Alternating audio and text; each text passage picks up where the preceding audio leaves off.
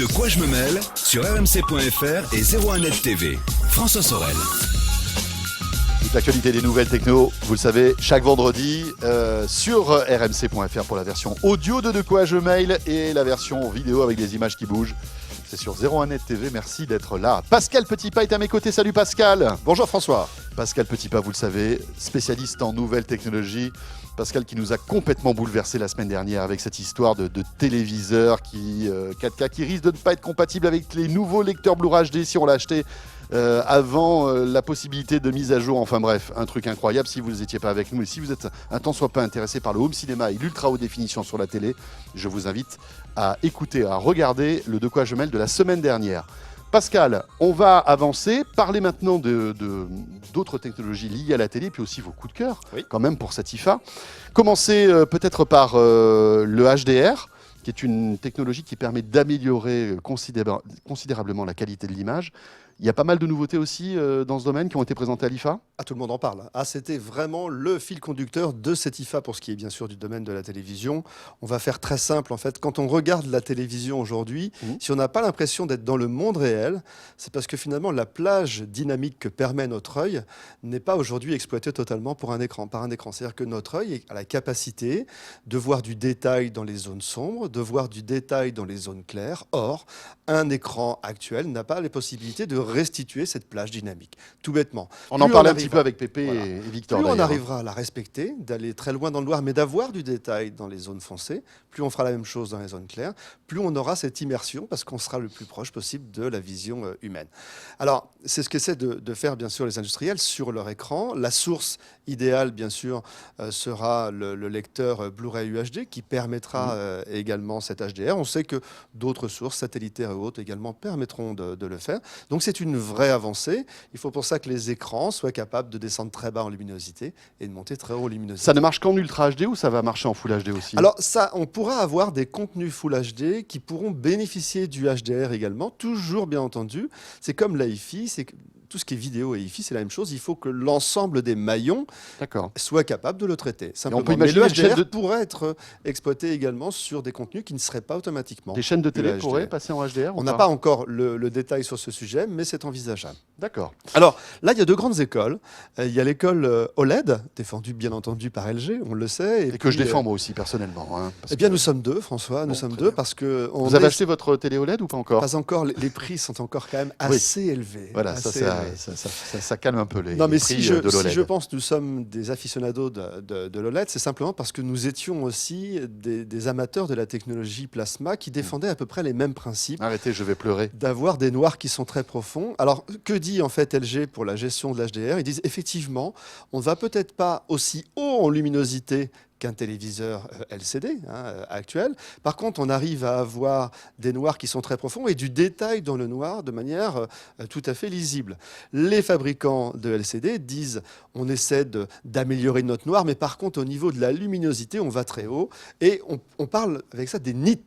NITS, des nits, et c'est donc la puissance lumineuse que va nous donner cet écran. Pour tous ceux qui sont avec nous en vidéo, on voit la différence de qualité entre l'image de droite et celle de gauche. C'est impressionnant, hein. Il y a beaucoup plus de contraste. On peut vraiment parler de dynamique, c'est vraiment ça. C'est impressionnant. D'ailleurs, vous voyez sur la droite ma prochaine télé. Hein.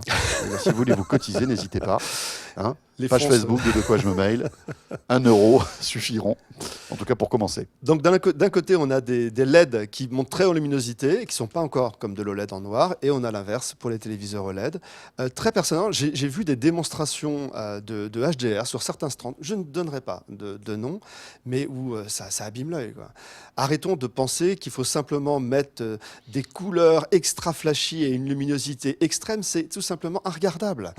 Moi, je préfère une image plus douce, tout en ayant de la dynamique dans l'image. Et donc, pour ça, je reconnais également que l'écran OLED est celui qui correspond le plus à mon envie de vision. Pascal, quel est votre sentiment? L'OLED va vraiment décoller dans les semaines, les mois qui viennent? Ou est-ce que c'est encore une technologie qui se cherchent. Il s'est passé quelque chose d'important au niveau de l'OLED, c'est que la production était très compliquée encore l'année dernière. On était entre 20 et 25% de produits commercialisables en bout de chaîne. C'était très peu. Hein. Donc il y avait 75% de Oui, pertes. beaucoup de déchets, ce qui explique les coûts. Ah, c'est énorme. Et aujourd'hui, il y a des usines qui ont Comme moi ouvert. quand je fais un gâteau, quoi. En gros, c'est ça. En gros, c'est ça. J'hésitais pour la comparaison, mais c'est exactement ça. Et on est maintenant aux alentours de 85%. On voit le bon Oh là là. en plus d'un an. Donc, au-delà du fait que des nouvelles usines sont présentes, plus ce bond au niveau de la fiabilité de la fabrication, on peut penser, en tout cas, même si cette technologie est encore onéreuse, sur du Full HD, elle devient raisonnable. Mais après, bon, c'est une démarche de se dire Full ou Ultra HD. Mais en tout cas, bien sûr que plus ils seront fabriqués, plus ils deviendront populaires et à des prix accessibles. Ça restera encore cher un bon moment, malgré tout, en comparaison directe avec la technologie LCD. Juste quand même, on a pu voir sur ce salon, dans une salle un peu cachée du public, Encore votre Secret Room de la semaine dernière. la Secret Room. C'est pas possible, On ça. a pu voir un écran OLED double face. Alors attendez, là encore si vous êtes en vidéo, si vous nous écoutez simplement et vous n'avez pas l'image, imaginez une télé ultra fine, d'accord, 5 mm. 5 mm, mais qui de chaque côté a une image Différente. différente. Donc en fait une télé, une double télé collée en quelque sorte. Exactement. Et si vous êtes en vidéo, vous êtes en train de la regarder cette télé. Voilà. Alors très honnêtement, au niveau du grand public, intérêt plus que limité. Par contre, au niveau de tout ce qui est professionnel, tout ce qui est display, B2B, il y a bien sûr des possibilités. C'est bien entendu un moyen pour LG également de mettre en avant la maîtrise de cette technologie. Et je remercie Christophe Seffrin, mon camarade journaliste au quotidien 20 minutes, qui avait filmé cette petite démo il y a un instant. Et on a pu voir également un écran OLED de 2 mm d'épaisseur, plaqué contre un mur, comme un film plastique, avec à l'intérieur une remarquable image UHD. Et là, on a une personne qui est juste venue tirer sur l'angle de cette petite feuille plastique. Comme qui un faisait une autocollant image, comme un autocollant, Incroyable. magnétique tout simplement. Et en fait, tout simplement, on a vu que cet OLED était totalement flexible. Il en a même fait un écran curve en tirant sur les deux bords. C'était tout simplement bluffant. On avait affaire à un écran de 2 mm d'épaisseur. Quand on voit où en est la technologie OLED aujourd'hui et quand on voit vers quoi elle peut aller, oui, je pense en tout cas que c'est une manière de fabriquer l'image qui a énormément Et dans d'avenir. 10 ans, on achètera des rouleaux de tapisserie OLED. On peut en tout cas, quand on voit ce genre de choses, l'imaginer, surtout si la production industrielle est maîtrisée. Incroyable. Bon. Donc on a vu bien sûr d'autres produits. Oui. D'ailleurs, puisqu'on parle de LED, notons que Panasonic a présenté un très bel écran 65 pouces, dos en Alcantara, traitement de l'image par Hollywood, puisqu'en fait c'est une dalle. On peut penser, même si personne ne le dit, d'origine LG, bien entendu. Mais puisqu'il qui y a à part LG 36 fabrique de constructeurs, l'OLED ben aussi voilà. Donc c'est une dalle LG, Non, mais il y mais en a personne d'autres ne ou veut pas le dire. Il y a des Chinois aujourd'hui qui travaillent sur l'OLED, mais de là à pouvoir fournir de manière industrielle à un autre fabricant, non, il y a vraiment que LG aujourd'hui qui maîtrise ces technos. Ce qui est d'ailleurs bien, mais compliqué, parce que tous les autres peuvent dire et lancer des informations comme quoi c'est une technologie pas fiable ou autre. Quand un seul constructeur défend une technologie, c'est une proie facile. Bien sûr. Mais LG prouve, en tout cas, qu'ils y arrivent. Et donc Panasonic a craqué pour cette dalle, donc, qui est très belle, et entraînée au niveau de l'électronique par des circuits Panasonic. On sait, Dieu sait qu'ils ont su les maîtriser par le passé. Ils ont un certain savoir-faire. Voilà, ils travaillent beaucoup avec Hollywood, et donc, eh bien, soit-on leur bonne chance. Apparemment, ils ont envie également que cette gamme Elle s'élargisse. était HX en plus, non, d'après ce que j'ai compris. Oui, tout à fait. Alors C'est bon, la je sais pas si première. ça veut qui a- dire grand-chose. Oui, ça a été un petit peu galvaudé, Ouais. et ça sera autour de 10 000 Bien euros quand dommage. même, soit 2 000 euros de plus que le produit LG comparable. Il faudra voir quand on les mettra côte à côte s'il y a vraiment une différence entre les deux technologies. On verra ça un peu plus tard. Sony présentait de très beaux téléviseurs également, épais de 4 mm dans la partie la plus fine, donc vraiment de très belles dalles. Samsung a toujours bien sûr une gamme de ce qu'ils appellent le SUHD, qui est donc les fameux écrans Quantum Dot. Ouais. Beaucoup Bon, de que curves, bien Que entendu. j'aime moins, moi, personnellement. Mais bon. C'est très coloré, c'est très dynamique. On voit du plat arriver, c'est amusant, parce que finalement aussi, on aurait pu se dire l'année dernière, il y aura du curve partout. Il n'y a pas tant que ça, des écrans recourbés. Parce que les gens sont contre-fiches, en fait. Et puis Voilà, surtout, donc, ils préfèrent en tout une cas- télé plate que, je pense, enfin, je sais pas, vous êtes au contact avec les clients, j'ai l'impression que... Il y en a qui sont sensibles plus par le design que Oui, par le confort oui, oui. visuel, mais on sent que beaucoup... Bien sûr. Et d'ailleurs, On est les d'accord. remarques, j'ai beaucoup apprécié les remarques la semaine dernière, disant que c'était finalement peut-être un côté pratique avant tout pour les constructeurs. Oui, oui, oui. C'est pas Ouais. totalement faux. C'est vrai, voilà, on est d'accord. Absolument. C'est ça aussi, c'est très fort de la part des constructeurs. Philips avec un système Ambilux qui était assez impressionnant, hein, que nous aussi on a vu. Vous n'avez pas aimé? J'ai pas trouvé que c'était si exceptionnel que ça. Moi, C'est original, c'est marrant. Alors, il faut déjà quand même avoir un mur blanc balèze. Mais moi, je m'imagine avec un beau mur blanc en train de me regarder un bon film d'action ou alors un jeu et avoir des projections en prolongement de l'image. Bon, c'est gadget, je suis d'accord. Si ça coûte Dans le 10 000 gaming, euros, c'était plus séduisant dans la partie jeux vidéo. Sur les Ouais. extraits de films, un peu moins, j'ai trouvé. Mais bon, bon, ouais, c'est un bon, avis. d'accord. Apparemment, en tout cas, la grande chance de Philips, c'est que tous ceux qui ont acheté un Ambilight sont très sensibilisés à cette technologie Mhm. et ont du mal à acheter autre chose après. Oui, et oui, ça, oui. c'est une force importante. C'est pour très bien Philips. parce que ça veut dire qu'ils reviendront chez ce. chez Après, il y en a Philips. pour tous les goûts. Bien C'est sûr. vrai que moi, je ne Ouais. suis pas super sensible. Il Bon, faut à avoir voir. l'environnement. Voilà, En on tout verra. cas, si vous voulez voir à quoi ça C'est une ressemble. idée, en tout cas. C'est une idée. Bien sûr, 01net TV, on a fait un petit reportage là-dessus. Vous voyez en fait cette télé qui projette à l'arrière en fait le prolongement de l'image que vous voyez sur l'écran. C'est assez rigolo. Vos coups de cœur. Alors dans les coups de cœur, Pascal. moi j'ai fait la démo, comme je sais François Sorel, du masque, enfin du casque Morpheus de Sony. Ah ouais, Alors c'est ça. une immersion assez incroyable, mais surtout moi ce qui m'a bluffé, c'est le nom avant la qualité ou autre, c'est le nombre d'images par seconde. C'est là qu'est le confort. Quand on tourne la tête, il n'y a aucune saccade. Et Une donc on n'a fluidité pas, on exceptionnelle. n'a pas de sensation de nausée. Exactement. On n'a pas de mal à la tête parce que c'est tellement fluide en fait que vous avez l'impression d'être vraiment dans un. Et c'était ce qui était dans le le jeu. plus important Ah oui, oui, oui. dans et c'est étonnant. Il y a une immersion assez incroyable. Je me suis retrouvé au milieu de requins, moi précisément, j'ai été gravement blessé. Ah. Alors moi D'ailleurs, j'ai tué du piéton, du motard, du conducteur aussi. c'est le Parisien qui parle finalement. C'est plutôt vous. Mais c'est vrai, c'est un peu ça. C'est un peu ça. Là, je vous dis pas, j'ai fait un carnage. Mais c'est vrai que c'était hyper impressionnant. Alors, le seul truc, c'est que il faudrait que Sony arrive encore à miniaturiser un petit peu ce masque parce que c'est quand même assez imposant. Et quand vous le sortez, vous avez l'impression d'avoir un sauna au milieu du front, quoi. Même si Ça c'est tient pas chaud. trop désagréable, mais ça tient chaud par contre. Mais c'est pas, on n'a pas l'impression de lourdeur. Non, Alors, non, ce qui est non, non. intéressant, c'est que cette technologie, au-delà du gaming, permettra de faire des visites virtuelles demain, des visites non, de mais- musées, des visites de régions. Ça a un avenir exceptionnel. Après, reste à savoir combien ça coûtera cette histoire-là quand On le Sony saura assez rapidement. le sortira, puisque ça sortira durant le premier semestre 2016. Dans les petits coups de cœur également, moi qui ai une Apple Watch et qui aime le design de ce produit, je reconnais que... Ah, il a toujours à son poignet, dis J'ai donc. toujours à mon poignet. C'est bien. Je reconnais que Elle est branchée ou pas vous la l'avez- Gear S2. Elle est peut-être éteinte. Non, non, elle est bien branchée.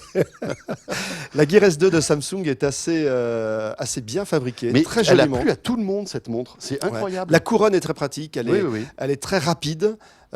Une chose qu'on peut reprocher d'ailleurs aujourd'hui à Parce l'Apple qu'on Watch. appelle ça la lunette dans le. Tout à fait. dans le milieu, L'écran est de horloger. très belle qualité, la finition est très belle. Voilà, moi une très bonne surprise. Voilà, je le dis parce que je le pense. J'ai pas toujours été d'accord avec les montres fabriquées par Samsung, mais celle-ci était vraiment une bonne surprise. Plutôt déçu par contre de la Huawei. Je la voyais très belle en photo, mais j'étais un peu déçu quand Elle je est l'ai un eu en peu main. épaisse, hein. Oui. Elle est Et, vraiment. et au niveau fabrication, elle ouais, fait ouais. pas aussi belle que celle-ci. Mais bon. Toujours chez Samsung. Oui, toujours intrigué par la technologie Sleep Sense, Oui. qui est en fait une Alors, petite. Sleep, c'est S-L-E-E-P. Hein. Surtout, ne mélangeons pas les choses. D'accord. Non, mais c'est bien. Surtout que c'est dans la chambre. surtout que c'est dans la chambre. Il faut quand même le préciser. Donc, c'est sleep, dormir. Hein. C'est une petite plaque assez design, mais c'est vrai que le Oui, design, en dans plus. ces cas-là, on s'en moque un peu, qui Oui. va se placer entre le matelas et le sommier, qui va analyser D'accord. la température corporelle, la présence, bien sûr, d'un dormeur, également le rythme cardiaque, donc tout un tas d'éléments comme ça. On peut se dire, oui, on a déjà vu ça et autres, mais qu'est-ce que ça apporte? Eh bien, ça vient dans la grande famille de l'Internet des objets, IoT, comme on l'appelle, c'est-à-dire des objets qui communiquent avec d'autres objets. Et donc, quand on va aller se coucher, si on avait oublié d'éteindre son téléviseur ou sa lumière, lorsqu'on a une installation domotique, eh bien, le fait de se coucher, par exemple, va éteindre ces autres produits. Si le système s'aperçoit que la température corporelle baisse dans la nuit, on va pouvoir augmenter légèrement le chauffage pour pouvoir compenser. Quand on va se lever le matin, il va y avoir également une détection qui va permettre de mettre en route la cafetière, de démarrer le chauffage dans la salle de bain. Alors tout ça, on peut le faire aujourd'hui, sauf que ça impose d'avoir un pilotage de la tartines part ou pas du smartphone. C'est à l'étude. Mais c'est un peu compliqué Ah, au niveau moi, du j'aimerais beurre bien, hein. aujourd'hui. Non, mais J'aimerais bien surtout, me lever, que le système détecte, il me fait les tartines. c'est un signe sur ce qu'on appelle le Web 3.0 et cet Internet des objets. On avait parlé de Sigfox il y a quelques mois Oui. dans l'émission d'ailleurs. Oui, oui, oui. Et on sent en tout cas que c'est quelque chose qui devrait être assez important sur le marché à partir de 2016. Mais c'est dingue, hein, parce que je trouve que les scénarios qu'ont proposés Samsung ont du sens. Mm. Alors que il existe toujours, enfin il existe depuis pas mal de temps, ces détecteurs qu'on met sous le matelas. Par exemple, il y a le fameux système de WeThings, Tout à fait. qui n'allait pas aussi loin. Exactement. Là, finalement, bon, ça analyse le sommeil, mais bon, je dirais bof. mais ça va beaucoup plus loin. C'est-à-dire que quand vous allez vous coucher, ça éteindra tout ce qui n'est pas éteint. Quand vous allez vous lever, ça allumera tout ce que vous n'avez pas encore allumé. Enfin voilà, il y a tout un truc assez sympa, quoi. Moi, j'adorerais me lever le matin parce que j'ai des volets roulants électriques. Bah voilà, je me lève, ça se lève tout seul, etc. Ça me met de la musique. Enfin, je veux dire, c'est super, quoi. Franchement, ça, c'est vraiment la maison du futur. Exactement. Et enfin, donc, je voudrais parler quand même d'un casque. Un casque assez surprenant d'une marque qui a été très chère à mon cœur pendant de nombreuses années, qui s'appelle Technics, qui revit aujourd'hui. Et Technics sort un casque... Qui est sous la houlette de Panasonic. Panasonic, absolument. Ça a toujours été, en fait, une des marques du groupe Matsushita à l'époque, donc Panasonic Technics, et qui présente un casque de voix, attention, très haut de gamme. On est à plus d'1 millier d'euros, où on a un casque qui est assez surprenant à la fois sur sa capacité à descendre dans les basses fréquences, mais également à monter très, très haut. C'est bluffant. On en écoute des casques, on en écoute beaucoup, il y en a énormément. On nous parle de casques hi-res parfois qui sont immondes. Là, on pourrait en reparler, mais attention à ce logo qui parfois ne veut pas dire grand-chose. Là, ça prouve en tout cas que quand on veut mettre de la qualité dans les transducteurs d'un casque, on peut obtenir.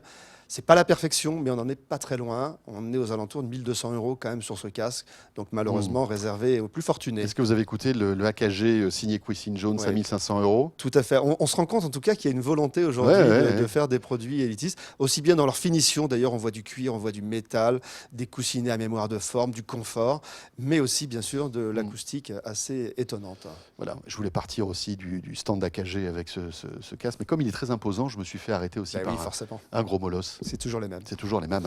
Oui, donc un mot sur la hi-res. Attention, c'est bien sympa tout ça, la haute résolution en termes de son, mais le marketing a fait la hi-res, pourquoi pas, si tout est vraiment exceptionnel. La source, l'amplification et les enceintes. Nous montrer de la hi-res sur des mini-chaînes ou des micro-chaînes à quelques centaines d'euros avec des haut-parleurs qui ne sont même pas capables de sortir la qualité du CD est une hérésie. Donc le hi-res, oui, à condition que la qualité soit au rendez-vous sur chaque élément. Pascal Petitpas, merci. Merci François. Ça sera le mot de la fin. Pascal Petitpas, consultant de nouvelles technologies. Merci beaucoup. On se retrouve bientôt. Pascal, la porte de quoi je me mêle vous est tout le temps ouverte, même si parfois c'est compliqué pour venir. On est d'accord. On est d'accord. Parfois. Voilà, ce de quoi je me mêle est terminé. Merci d'avoir été avec nous. Mon Twitter FSOREL, la page Facebook de quoi je me mêle qui vous attend. N'hésitez pas à laisser vos petits messages, à pousser vos coups de gueule, à nous faire part de vos coups de cœur aussi, bien évidemment. Et on se retrouvera vendredi prochain, vous le savez, de quoi je me mêle, version audio sur rmc.fr et version vidéo sur 01net TV. Portez-vous bien, bon week-end à tous. De quoi je me mêle sur rmc.fr et 01net TV.